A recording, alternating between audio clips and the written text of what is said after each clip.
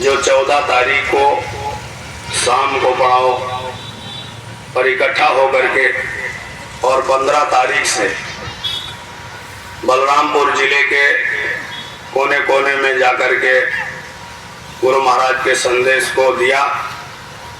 और आज इस काफिले का समापन कार्यक्रम सुबह 7 बजे लगभग प्रेमी इकट्ठा हो गए और एक नगर फेरी जो पूरे बलरामपुर शहर में निकली और फिर कार्यक्रम समापन का कार्यक्रम आपके बीच में हो रहा है।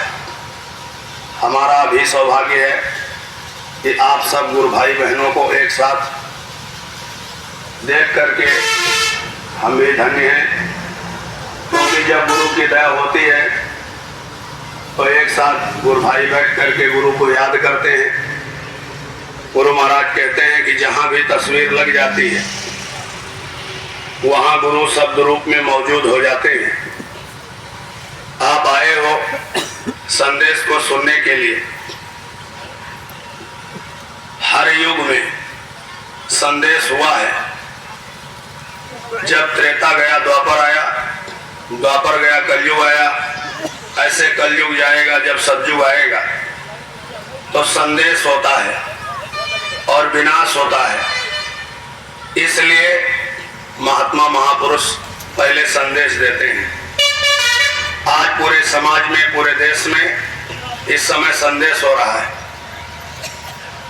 क्योंकि घर में जैसे बच्चा है उसमें कोई कमियां आ गई हैं तो माँ बाप को चिंता होती है। ऐसे ही संसार में जो जीव है, इस जीव में जब कोई कमियां आ जाती हैं, उसका कर्म खराब हो जाता है, प्रकोप दैविक उसके ऊपर आने लगता है, तो संत हृदय नवनीत समाना, उनको चिंता हो जाती है। इसलिए वो द्रवित हो जाते हैं और हमेशा इस धरती पर रहते हैं। जैसे बच्चा लैट्रिन कर लेता है तो माँ बाप पैर काट करके नहीं फेंकते हैं, सफाई करके नया कपड़ा पहना करके प्रेम फिर वही देते हैं। इसी तरह गुरु होते हैं, महात्मा होते हैं। जीवन भर आपने चोरी किया, व्यभिचार किया, शराब पिया, पाप किया, आप उनके पास पहुंच जाओगे तो सारे पाप को माफ कर देंगे। आपके पास अगर एक दिन का समय है इस दुनिया में और जीवन भर आप अपने आत्मा की कमाई नहीं कर सके और एक ही दिन में जब आपकी आत्मा का उद्धार कर दे, उन्हीं को महापुरुष कहते हैं। महात्मा कोई दाढ़ी बाल रखा लेने का नाम नहीं, कपड़ा बदल देने का नाम नहीं। यह एक वेश है।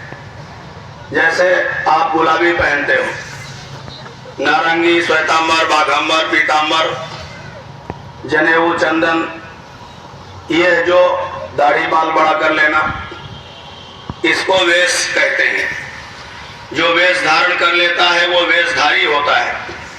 जो अपनी बुराई छोड़े वेश धारण करने के बाद अपने अंदर अच्छाई लावे, अपने को निरखे परखे कि मैं क्या कर रहा हूं और जांचता रहे अपने आप को, तो वो साधु होता है जो अपने को साधता है।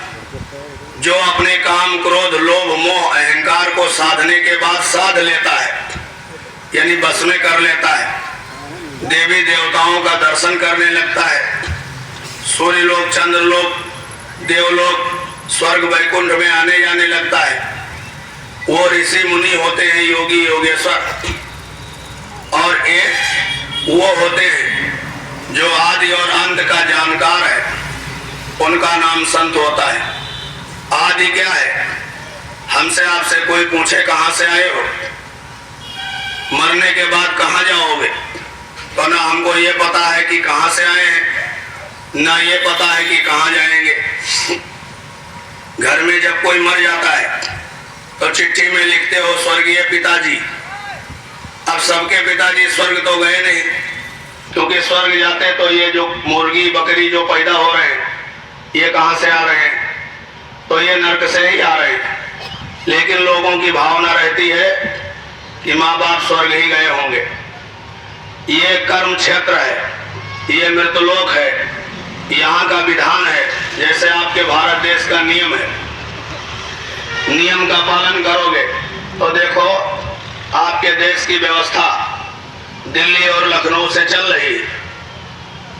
वहां पर पार्लियामेंट है, वहां पर अधिकारी बैठते हैं और वो वहीं से